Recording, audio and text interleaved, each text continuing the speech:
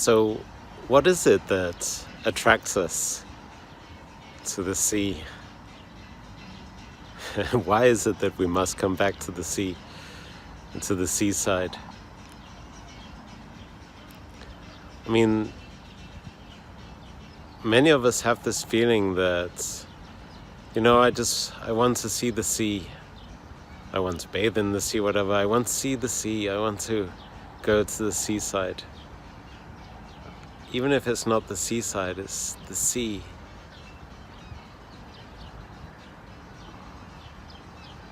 What is our purpose?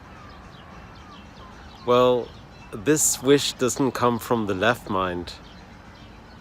The left mind has plans and schedules.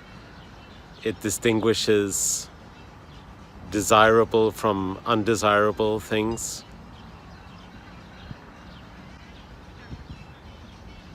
And where does going and seeing the sea, where does that fit into the plans of the left mind? Well, it might do if it's a status symbol, or if you have specific goals going to the seaside. But that's really not seeing the sea, because the left mind functions according to labels. I went to the seaside, I met a cute girl, I got tanned. Those are goals, right? Or those are accomplishments, if said in the past tense. Because the left mind is all about time, all about the past, and all about the future.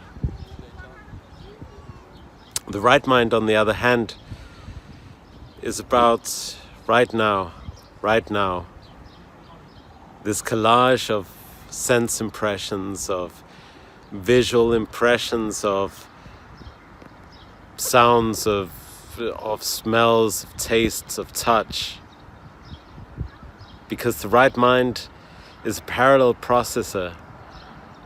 It processes things simultaneously, whereas the left mind, the left brain, is a serial processor. It processes things sequentially.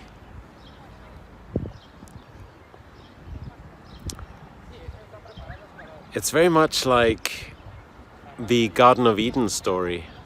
When Adam and Eve lived in the Garden of Eden, they could just eat from the trees in the garden, from the fruits in the garden that grew on the trees in the garden, and they didn't have to work to get food. They didn't distinguish. They lived and they loved, and they lived in abundance and they lived in joy. Then, of course, they ate of that one fruit that they were not allowed to eat from, the fruit of knowledge. Well, I mean, what is that they're not allowed to eat from the fruit of knowledge? Isn't knowledge a good thing? Yeah, but I don't think it's about being allowed. I think the story expresses that once you eat from that tree of knowledge and activate left mind dominance, you can no longer be in Eden. Once your left mind dominates. So I remember a bit of this Bible story, and I remember that Adam hid from God because he was ashamed. He found out he was naked, and God said, when Adam explained that, God said, "How did you know you were naked?" Basically, how could you distinguish? And then also, God says, now let us take them out of the Garden of Eden, because they have become like us, knowing good from evil. Let's remove them from the Garden of Eden so that they don't become immortal like us as well. Or something like that. The idea is that distinguishing good from evil Does that sound like something? That's distinguishing. That's creating a value hierarchy. That's saying, okay, this is good, this is bad, this is better, this is best, this is worst. Putting labels on things, that's the left mind. Now, this is extremely, extremely useful, because due to this left mind dominance, we now have a culture, we have science, we have history. And this is also what happened when Adam and Eve in Genesis were thrown out of the Garden of Eden, is that history started, the generations started, and it was possible to distinguish time and say this happened during the reign of this king, or during the time when this person was alive. Whereas in the right-minded time of the Garden of Eden, well, it was all the here and now. And also, when God throws Adam and Eve out, he says to Adam, "In the sweat of your brow will you eat your bread."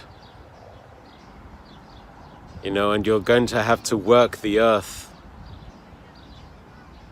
So work starts when they leave the Garden of Eden.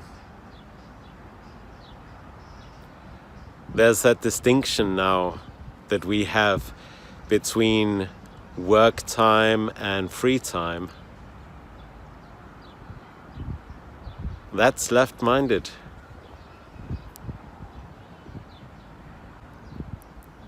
The right-minded way is, well, there's the joy of existence, living and loving. That's the right-minded way.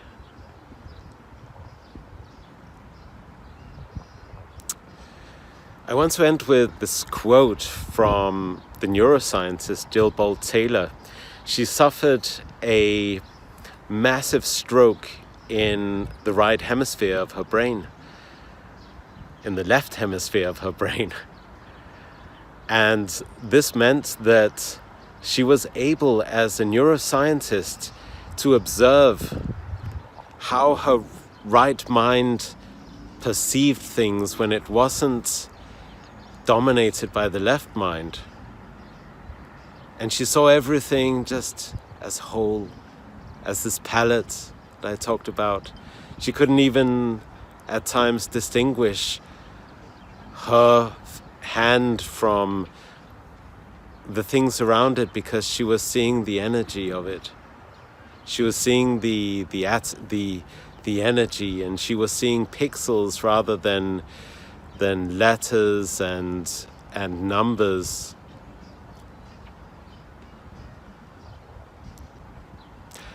And what Jill Bolte Taylor said, from the perspective of her right mind, is that, well, I don't remember the exact quote, but it goes something like this: everything is complete. Right now, in this moment, we are complete and we are beautiful.